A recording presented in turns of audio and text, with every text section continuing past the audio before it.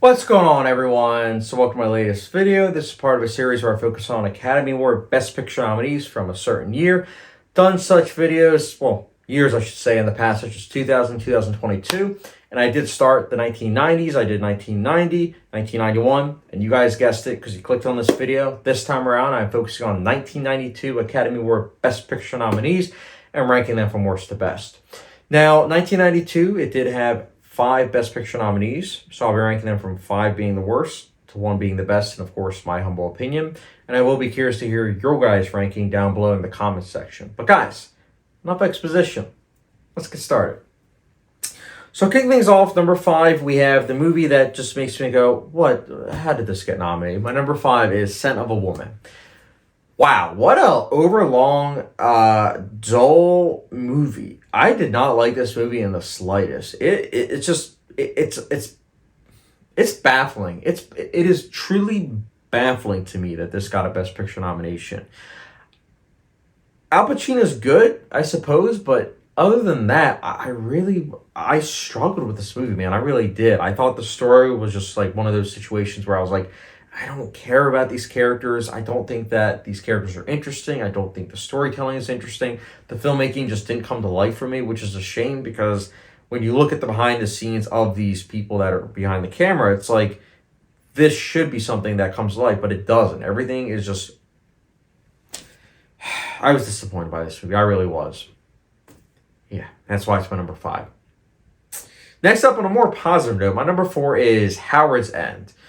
So Howard's End is an example of a movie that's very well put together. It's very well acted, and it does have some interesting moments. But I will say this, overall, the pacing, the length, I did take issue with, and I did also struggle a bit with the story at times, even though there were some elements that did come to life. But this is a great example of a movie that I appreciate in terms of the filmmaking, but I had a tough grasp in terms of the actual characters and the story.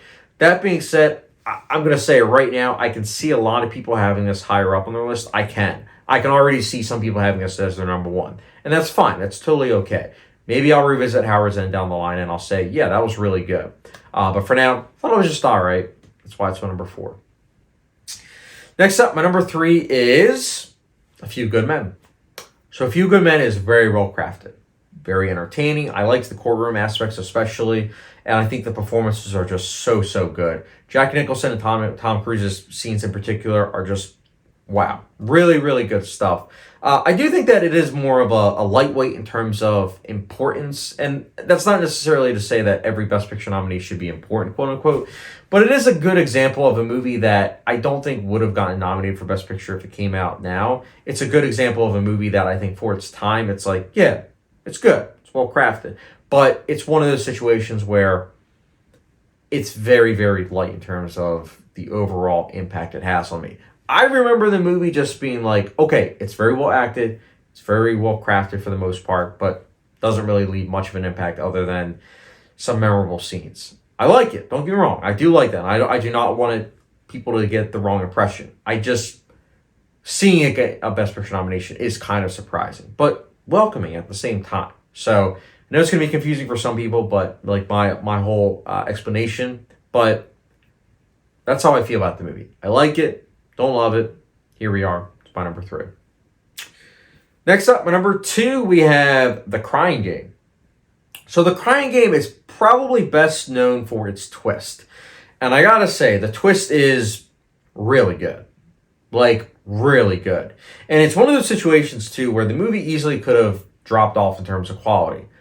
But it didn't. In fact, if anything, the movie actually got better even after the twist. And that's something I didn't think would be possible because that twist, like I said, I'm not going to spoil anything, but it is definitely memorable. It's definitely something that sticks out. I know some people think that it hasn't really aged per se, and I can definitely see where they're coming from, but I don't really agree with it. I think that's one of those situations with how the character acts with what happens.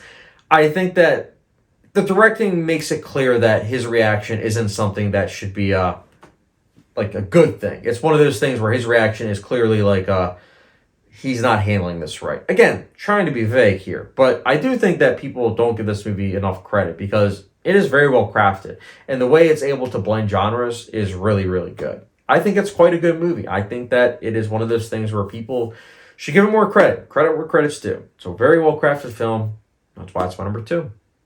Next up, my number 1. One of my favorite films of all time. Favorite westerns of all time. You guys probably guessed it. My number 1 is Unforgiven. This is a good example of yet another film that's a genre film. It's similar to Silence of the Lambs, which came out the year before. It's like, retrospectively, you would think that this movie would be a good example of one that got nominated for Best Picture, but didn't win. And we say, oh, wow, this should have won Best Picture. But somehow, just like Silence of the Lambs, it won Best Picture, and I am so, so happy it did, because Unforgiven is a masterpiece. I think it is one of the best films, not only of the 90s, but just in general ever. I think Clint Eastwood's directing is exceptional. I love the acting. I think Gene Hackman in particular just does such a wonderful job.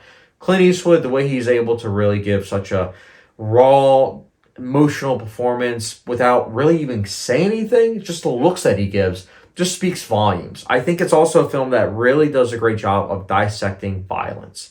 And that is something that with each viewing I seem to pick up on more and more with just how well done it is. I also love the book ending, and I think that it's one of those examples of a film that, yeah, it's depressing, it's sad, but I do think it's a necessity to watch, especially if you like the Western genre, because it deconstructs it. It puts it under the microscope, and yeah, Clint Eastwood did a great job directing this film. So, so happy it won Best Picture. That's why it's my number 1.